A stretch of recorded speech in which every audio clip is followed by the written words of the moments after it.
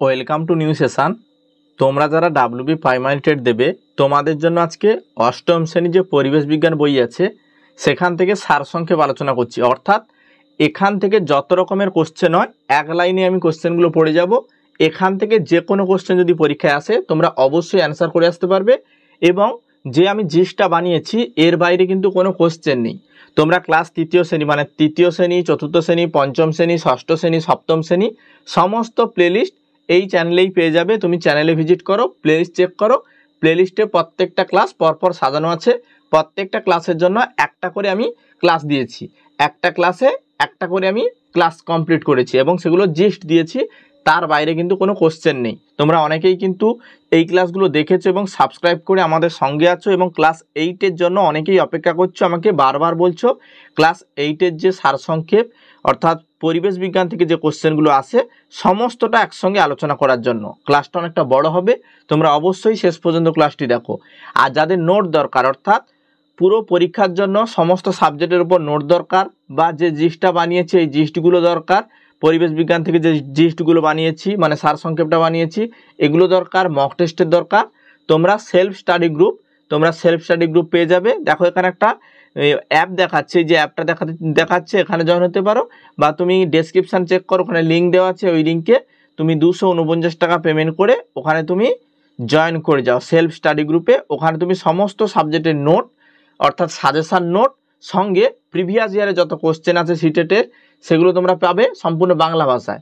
আর তুমি এই যে বিভিন্ন যে মক টেস্ট সেই মক টেস্টগুলো পরীক্ষার আগে অবশ্যই দিতে পারবে। তাহলে আজকে শুরু করছি ক্লাস 8-এর যে পরিবেশ বিজ্ঞান বই তার সারসংক্ষেপ আলোচনা করছি। দেখো কি আছে, সর্বপ্রথম আমরা ভৌত পরিবেশ থেকে যে কোশ্চেনগুলো হয় সেগুলো আলোচনা করব। তাপ এক প্রকার শক্তি যা গ্রহণে বস্তু উত্তপ্ত হবে মানে গরম হবে আর বর্জনে ঠান্ডা হবে। তাপ কয় প্রকার? 3 প্রকার, বোধগম্য তাপ, লীন তাপ আর বিকীর্ণ তাপ। তারপর দেখো সিজিএস এবং এসআই পদ্ধতিতে তাপের একক ক্যালোরি। আর এসআই পদ্ধতিতে কি? সিজিএস পদ্ধতিতে ক্যালোরি এবং এসআই পদ্ধতিতে হচ্ছে জুল। যে যন্ত্রের সাহায্যে তাপ পরিমাপ নির্ণয় করা হয় তার নাম হচ্ছে ক্যালোরিমিটার, খুবই ইম্পর্টেন্ট জায়গা। তারপর দেখো সিজিএস পদ্ধতিতে তাপমাত্রার একক সেলসিয়াস এবং এসআইতে কি বলছে? সিজিএস পদ্ধতিতে তাপমাত্রার একক হচ্ছে সেলসিয়াস, এসআই পদ্ধতিতে তাপমাত্রার একক কেলভিন। প্রত্যেকটা এককগুলো মনে রাখবে কারণ এই একক থেকে একটা কোশ্চেন পরীক্ষায় পাবে। তাপমাত্রা পরিমাপক যন্ত্রের নাম থার্মোমিটার। থার্মোমিটার প্রসারণশীল পদার্থরূপে পারদ, অ্যালকোহল, গ্লিসারিন তরল ব্যবহার করা হয়। দেখো আমি এক লাইনে জাস্ট রিডিংয়ের মতো করে পড়ে যাচ্ছি। যাদের দরকার তোমরা ক্লাসগুলো 2-3 বার রিভাইজ করবে বা তোমরা পিডিএফটা সংগ্রহ করে পিডিএফটা পড়ে নেবে, তাহলে তোমাদের আরও সুবিধা হবে। কোনো কোশ্চেন এর বাইরে আসবে না বা এর বাইরে কিন্তু কোনো কোশ্চেন নেই। প্রত্যেকটা লাইন খুঁটিয়ে সেখান থেকে কিন্তু কোশ্চেনগুলো তোলা হয়েছে এবং কোন কোন জায়গা থেকে কোশ্চেন কমন এসেছিল প্রিভিয়াস ইয়ারে সেগুলো আমি পরপর বলে যাব। দেখো থার্মোমিটার প্রসারণশীল তরলরূপে পারদ সবচেয়ে বেশি ব্যবহার করা হয়। সেলসিয়াস স্কেল অনুযায়ী ডাক্তারি থার্মোমিটারের পাল্লা 35 ডিগ্রি সেলসিয়াস থেকে 45 ডিগ্রি সেলসিয়াস এবং ফারেনহাইট স্কেলে 95 ডিগ্রি ফারেনহাইট থেকে 110 ডিগ্রি ফারেনহাইট। এগুলো ক্লাস না মানে হচ্ছে 7-এও ছিল, 8-এও প্রায় একই জিনিস, কিছু কিছু জিনিস আছে। দেখো বল ইজিক্যাল টু বস্তুর ভর গুণিতক বলের প্রভাবে বস্তু যে উৎপন্ন ত্বরণ সেটা। সিজিএস পদ্ধতিতে বলের একক হচ্ছে ডাইন, এসআই পদ্ধতিতে বলের একক হচ্ছে নিউটন।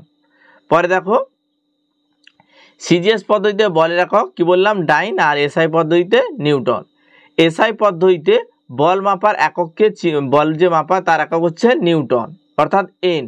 তারপর দেখো কেজি ভরের বাটখারাকে হাতে ধরে রাখলে ওই বাটখারা 9.8 নিউটন বল প্রয়োগ করে।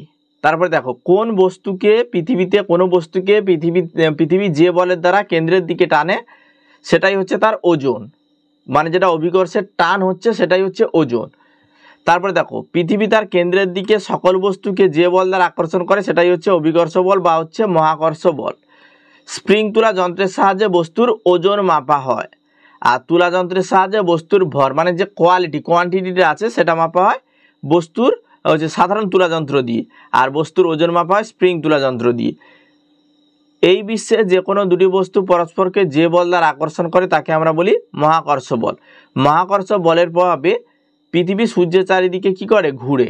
প্রত্যেকেই জানো অভিকর্ষ বলের প্রভাবে গাছ থেকে ফল মাটিতে পড়ে, যেটা হচ্ছে আইজ্যাক নিউটন সেখান থেকে মাধ্যাকর্ষণের সূত্রটা তৈরি করেছিলেন। অভিকর্ষ বলের জন্য পাহাড়ে চড়তে কষ্ট হয়। এসআই পদ্ধতিতে মহাকর্ষীয় ধ্রুবক অর্থাৎ জি এর মান কত? অভিকর্ষ বলের জন্য মহাকর্ষীয় ধ্রুবকের মান 6.67 nanometre second square per 10 KG বা 6.67 × 10⁻11 ন্যানোমিটার পার কেজি।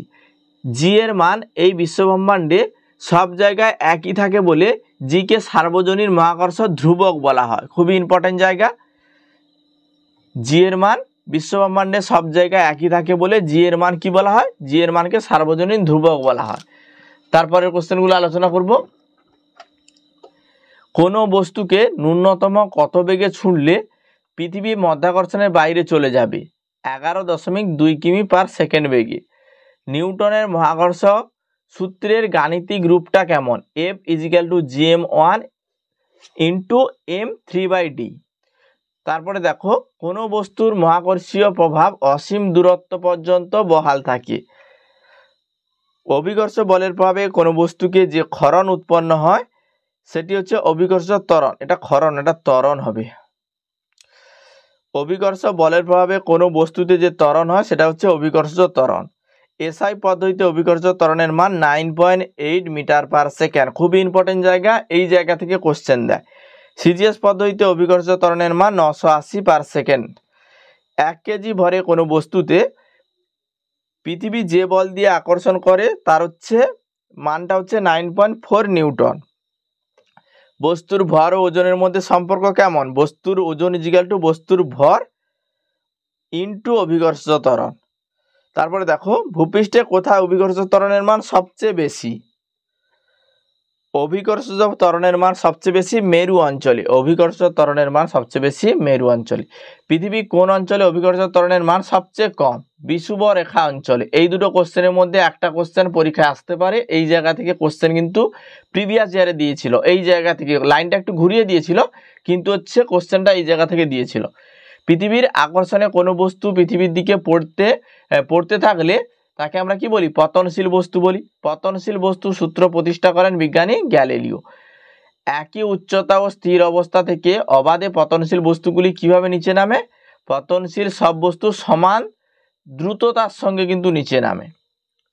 সময় বাড়ার সঙ্গে সঙ্গে পতনশীল বস্তুর বেগে কি পরিবর্তন হবে? সময় বাড়ার সঙ্গে সঙ্গে পতনশীল বস্তুর বেগ বাড়তে থাকবে।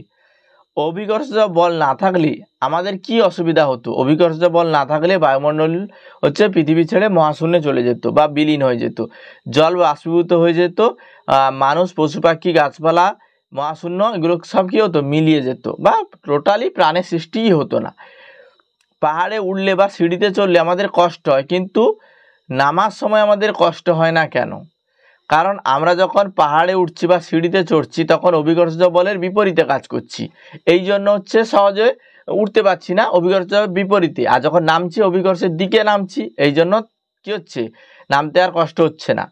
তারপরে দেখো, পৃথিবী, সূর্য, চাঁদ একটি বিন্দু বস্তু নয়, তথাপি মহাকর্ষ সূত্রে দুটি বিন্দু বস্তুর কথা বলা হয়েছে। সেই দুটি বস্তু কি কি? এইখানে একটু ডিটেলসে লিখেছি। দুটি বস্তুর গড় বড় না কেন? বড় হোক না কেন, দুটো বস্তুর গড় বড়ই হোক না কেন, তাদের মধ্যে দূরত্ব যদি ব্যাসের তুলনায় অত্যন্ত বেশি হয় তখন ওই বস্তুর দুটিতে বিন্দু দ্বারা ধরা যায়। তাই মহাকর্ষ সূত্রে দুটি বিন্দুর বস্তুর কথা বলা হয়েছে, যদিও প্রকৃতপক্ষে পৃথিবী, সূর্য, চাঁদ ইত্যাদি বিন্দু বস্তু। তারপরে দেখো, পৃথিবীর ওপর থাকা প্রত্যেকটি বস্তু পরস্পরকে আকর্ষণ করলে তাদের মধ্যে ঠকাঠুকি লাগে না কেন? কি কারণে ঠকাঠুকি লাগে না? পৃথিবীর ওপর থাকা দুটি বস্তু পৃথিবী যে বল দ্বারা আকর্ষণ করে তার তুলনায় বস্তুটি মধ্যেকার পারস্পরিক যে আকর্ষণ বল সেটি কিন্তু নগণ্য, ফলে বস্তুর মধ্যে আকর্ষণ বলের কোনো প্রভাব বাস্তবে বোঝা যায় না।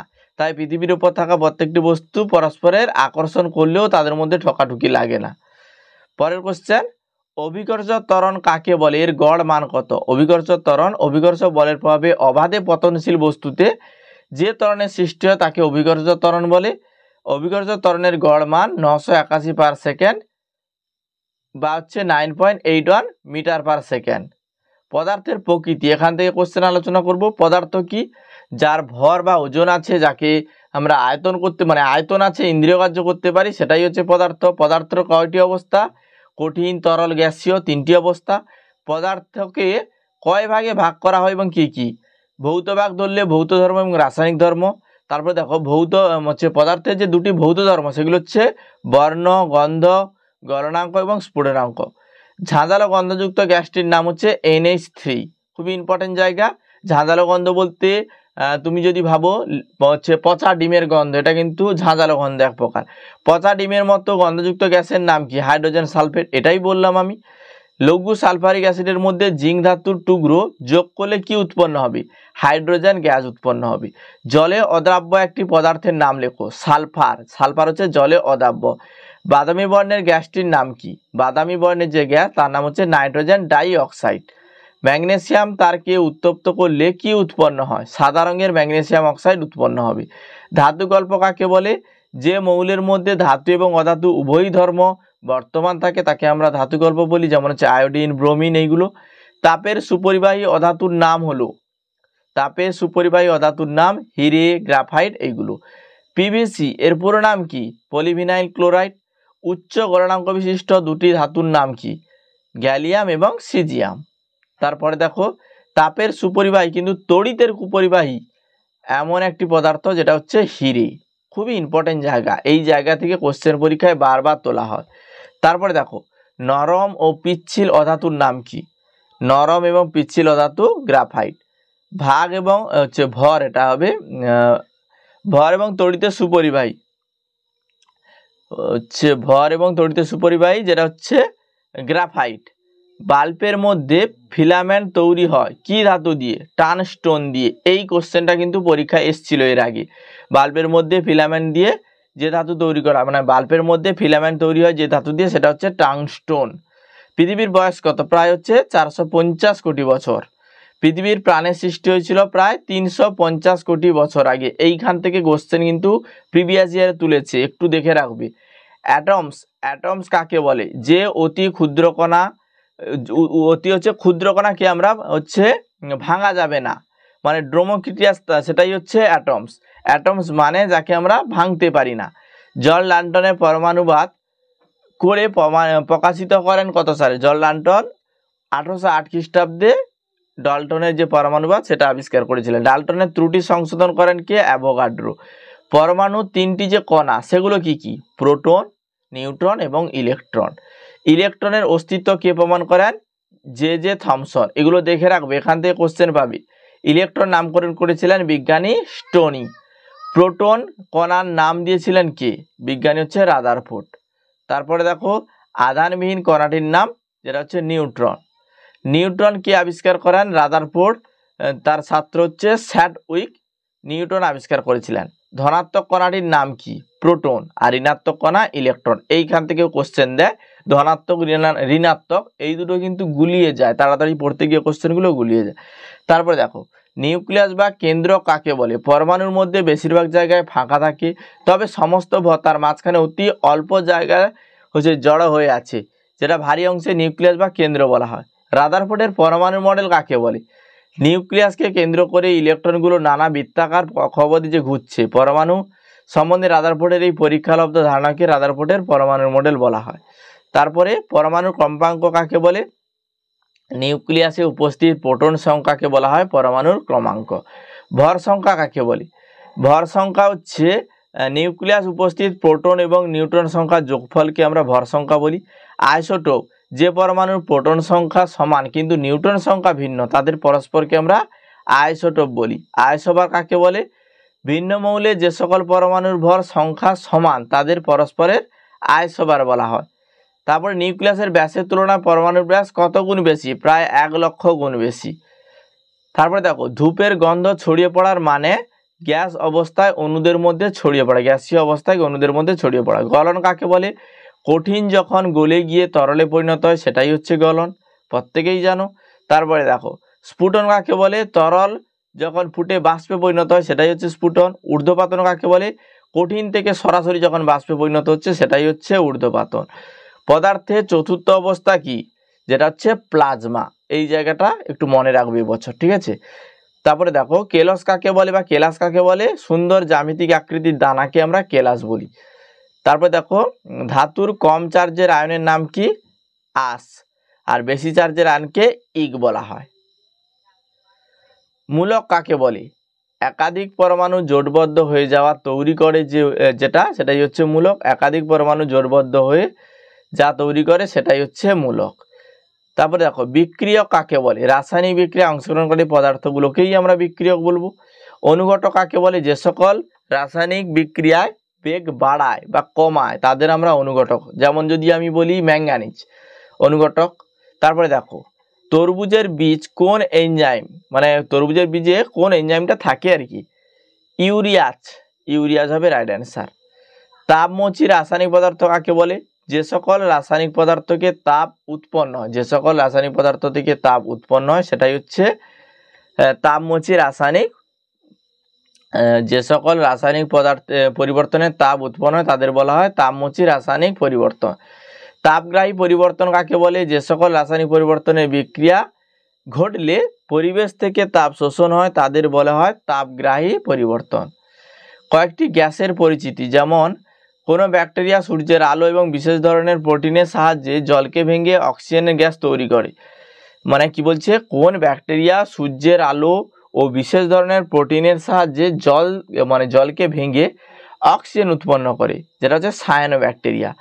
অবায়ুজীবী ব্যাকটেরিয়া কাকে বলে, যে সমস্ত ব্যাকটেরিয়া বায়ুর অক্সিজেন ছাড়া বেঁচে থাকে তাদের অবায়ুজীবী ব্যাকটেরিয়া বলে। তারপরে দেখো প্রাণীকোষ হাইড্রোজেন পারঅক্সাইড এবং সুপার অক্সাইড আয়ন, যেটা O2, সুপার অক্সাইড আয়ন, ঠিক আছে, শুধু O2 হবে না। কোন এনজাইম হাইড্রোজেন পারঅক্সাইডকে ভেঙে জল ও অক্সিজেন উৎপন্ন করে, এটা হবে ক্যাটালেজ এনজাইম হবে রাইট অ্যান্সার। দুটি অ্যাসিডের নাম লেখো যা তৈরি করতে অক্সিজেন অপরিহার্য, কি বলছে, দুটি অ্যাসিডের নাম লেখো যা তৈরি করতে অক্সিজেন অপরিহার্য। যেমন নাইট্রোজেন অ্যাসিড মানে HNO3, সালফিউরিক অ্যাসিড। অক্সিজেনকে কাজে লাগিয়ে শক্তি তৈরির সময় ক্ষতিকারক জিনিস কোনটা, অক্সিজেনকে কাজে লাগিয়ে শক্তি তৈরির সময় কি ক্ষতিকারক রূপে কাজ করে, কোশ্চেনটা একটু গুলিয়ে গেছে, একটু দেখতে হবে, ঠিক আছে, এটা আমি পরের ক্লাসে একটু আলোচনা করব। কার্বোজেন কাকে বলে, শতকরা 5 ভাগ কার্বন মনোক্সাইড মিশ্রিত যে অক্সিজেন সেটাই হচ্ছে কার্বোজেন। কার্বোজেন কি কাজে লাগে, নিউমোনিয়া আক্রান্ত ব্যক্তির চিকিৎসায় কার্বোজেন ব্যবহার করা হয়। শিল্পের প্রয়োজনীয় অক্সিজেন আমরা কোথা থেকে জোগাড় করি, বাতাপ থেকে। পৃথিবীর বায়ুমণ্ডল আয়তন হিসেবে কত ভাগ অক্সিজেন আছে, 20.6 ভাগ। প্রত্যেকে জানো পৃথিবীর বায়ুমণ্ডলে 20.6 ভাগ অক্সিজেন আছে। অক্সিজেনের প্রকৃতি কি, গন্ধহীন, বর্ণহীন, স্বাদহীন, গ্যাসীয় পদার্থ। প্রমাণ চাপে এবং উষ্ণতায় অক্সিজেনের ঘনত্ব কত, 1.428 গ্রাম পার লিটার। 0 ডিগ্রি সি উষ্ণতায় জলে অক্সিজেন দ্রাব্যতা কত, 0 ডিগ্রি সি উষ্ণতায় জলে অক্সিজেনের দ্রাব্যতা 14.6 মিলিগ্রাম পার লিটার। অক্সিজেনের আইসোটোপগুলি কি কি, অক্সিজেনের আইসোটোপ হচ্ছে 16/8, 17/8, 18/81। উচ্চ উষ্ণতায় অক্সিজেন উত্তপ্ত করলে কি ঘটে, উচ্চ উষ্ণতায় অক্সিজেনকে উত্তপ্ত করলে অণুগুলো ভেঙে পারমাণবিক অক্সিজেনে পরিণত হয়। নিচে দাহ্য নয় কিন্তু দহনের সহায়ক একটি গ্যাসের নাম, যেটা হচ্ছে অক্সিজেন। খুবই ইম্পর্টেন্ট জায়গা, এটা মনে রাখবে, এখান থেকে কোশ্চেন আসতে পারে। একটি শিখাহীন জ্বলন্ত পাটকাঠি অক্সিজেনপূর্ণ গ্যাস জারে করালে কি ঘটবে, একটি শিখাহীন জ্বলন্ত পাটকাঠি অক্সিজেনপূর্ণ গ্যাস জারে ভরলে কি ঘটবে, ভরলে হবে পাটকাঠির শিখা জ্বলে উঠবে, পাটকাঠির যে শিখাটা সেটা জ্বলে উঠবে। জিওল মাছ ডাঙাতে বেঁচে থাকে কারণ অতিরিক্ত শ্বাসযন্ত্র থাকে, এই জন্য অক্সিজেন নিয়ে এরা বেঁচে থাকে, মানে অতিরিক্ত অক্সিজেন থাকে আর কি, অতিরিক্ত অক্সিজেনের জন্য অতিরিক্ত শ্বাসযন্ত্র থাকে। অ্যাসিড উৎপাদক গ্যাস কাকে বলে, অক্সিজেনকে অ্যাসিড উৎপাদক গ্যাস বলা হয়। শ্বাসকাজের সহায়ক গ্যাস, যেটা হচ্ছে অক্সিজেন। পরীক্ষাগারে অক্সিজেন প্রস্তুতিতে কি কি রাসায়নিক দ্রব্য লাগে, পটাশিয়াম ক্লোরাইড, ম্যাঙ্গানিজ ডাইঅক্সাইড, এইগুলো। পরীক্ষাগারে অক্সিজেন প্রস্তুতিতে MnO2 কি হিসেবে ব্যবহার করা হয়, অনুঘটক হিসেবে ব্যবহার করা হয়। পরীক্ষাগারে অক্সিজেন প্রস্তুতিতে MnO2 এর পরিকিউগ্রিক অক্সাইড বা হচ্ছে ফেরিক অক্সাইড, মানে MnO2 পরিবর্তে কি ব্যবহার করা হয়, যেটা হচ্ছে কিউগ্রিক অক্সাইড এবং ফেরিক অক্সাইড। পরিবর্তে বায়ুতে কার্বনের দহনে কি উৎপন্ন হয়? কার্বন ডাই অক্সাইড উৎপন্ন হয়। অক্সিজেন গ্যাসের মধ্যে গন্ধক মানে হচ্ছে সালফার পোড়ালে কি উৎপন্ন হয়? সালফার ডাই অক্সাইড উৎপন্ন হয়। অক্সিজেনপূর্ণ গ্যাস জারে জ্বলন্ত ফসফরাস প্রবেশ করলে কি উৎপন্ন হয়? Phosphorus pentoxide. কার্বনের সম্পূর্ণ দহনে কি উৎপন্ন হয়? Carbon monoxide. এই দুটো কোশ্চেন দেখে রাখবে। অক্সিজেনপূর্ণ গ্যাস জারে জ্বলন্ত ফসফরাস প্রবেশ করলে কি উৎপন্ন হয়? Phosphorus pentoxide. আর কার্বন যদি সম্পূর্ণ জারণ হয় তখন কার্বন মনোক্সাইড উৎপন্ন হয়। তারপর দেখো, জলে কার্বন ডাই অক্সাইড গ্যাস দ্রাবীভূত করলে কি উৎপন্ন হবে? কার্বনিক অ্যাসিড উৎপন্ন হবে। অনুঘটক রূপে কি ব্যবহার করা যেতে পারে? বললাম তো MnO2 মানে ম্যাঙ্গানিজও ব্যবহার করতে পারো তুমি। জলের মধ্যে সালফার ডাই অক্সাইড বিক্রিয়ায় কি উৎপন্ন হয়? Sulphurous acid. অক্সিজেনের উপস্থিতিতে ম্যাগনেসিয়ামের দহনে কি উৎপন্ন হয়? অক্সিজেনের উপস্থিতিতে ম্যাগনেসিয়ামের দহনে কি উৎপন্ন হয়? Magnesium oxide. ম্যাগনেসিয়াম অক্সাইডের প্রকৃতি কি? ম্যাগনেসিয়ামের অক্সাইডের প্রকৃতি হচ্ছে ক্ষারকীয়, এটা ক্ষারকীয়। ক্যালসিয়ামের মধ্যে অক্সিজেন বিক্রিয়ায় কি উৎপন্ন হয়? ক্যালসিয়াম অক্সাইড উৎপন্ন হয়। ক্যালসিয়াম অক্সাইড কি ধরনের অ্যাসিড? ক্ষারীয় অ্যাসিড মানে ক্ষারকীয় অ্যাসিড ক্যালসিয়াম অক্সাইড। অ্যালুমিনিয়াম অক্সিজেনের সঙ্গে বিক্রিয়া করে কি উৎপন্ন করে? অ্যালুমিনিয়াম অক্সিজেনের সঙ্গে বিক্রিয়া করে অ্যালুমিনিয়াম অক্সাইড উৎপন্ন করে। অ্যালুমিনিয়াম অক্সাইড কোন প্রকার অক্সাইড? অ্যালুমিনিয়াম অক্সাইড কোন প্রকার অক্সাইড? উভমুখী অক্সাইড। রাইট অ্যান্সার উভমুখী অক্সাইড। অ্যালুমিনিয়াম অক্সাইডের উভমুখী যে অক্সাইড, এটা কেন বলা হয়? অ্যালুমিনিয়াম অক্সাইড অ্যাসিড ক্ষার উভয়ের সঙ্গে বিক্রিয়া করে লবণ এবং জল উৎপন্ন করে, এই জন্য অ্যালুমিনিয়াম অক্সাইডকে উভমুখী ক্ষার বলা হয়। তারপরে দেখো, জিঙ্ক অক্সাইড, তারপর হচ্ছে স্ট্যানাস অক্সাইড এবং লেড অক্সাইড কোন ধরনের অক্সাইড? এগুলো হচ্ছে প্রত্যেকটাই হচ্ছে উভধর্মী অক্সাইড। তাহলে কোশ্চেনটা বুঝতে পেরেছো, অ্যালুমিনিয়াম অক্সাইডকে উভধর্মী অক্সাইড কেন বলা হয় এবং উভধর্মী অক্সাইডের যেগুলো উদাহরণ zinc oxide, stannous oxide, lead oxide, প্রত্যেকটি হচ্ছে কি উভমুখী অক্সাইড। পরের কোশ্চেনগুলো দেখো, উভধর্মী অক্সাইডগুলি অ্যাসিড ও ক্ষার উভয়ের সঙ্গে বিক্রিয়া করে কোন গ্যাস উৎপন্ন করে? হাইড্রোজেন গ্যাস উৎপন্ন করে। পরের কোশ্চেন, অ্যালুমিনিয়াম অক্সাইড সোডিয়াম হাইড্রোজেনের সঙ্গে বিক্রিয়া করে কি উৎপন্ন করে? Sodium aluminate. সোডিয়াম হচ্ছে বিক্রিয়া করে কি উৎপন্ন? অ্যালুমিনিয়াম অক্সাইড সোডিয়াম হাইড্রোক্সাইডের সঙ্গে বিক্রিয়া করে কি উৎপন্ন করে? সোডিয়াম অ্যালুমিনেট এবং হাইড্রোজেন গ্যাস উৎপন্ন করে।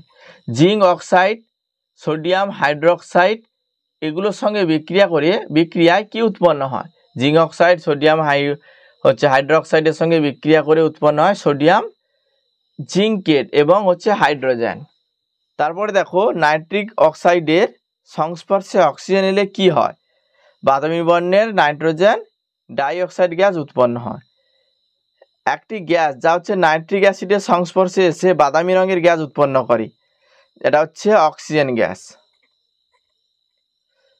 অক্সিজেন শোষক দুটি পদার্থের নাম। অক্সিজেনকে শোষণ করে অ্যামোনিয়াম কিউপ্রাস ক্লোরাইড দ্রবণ এবং ক্ষারকীয় পটাশিয়াম পাইরোগ্যালেট দ্রবণ।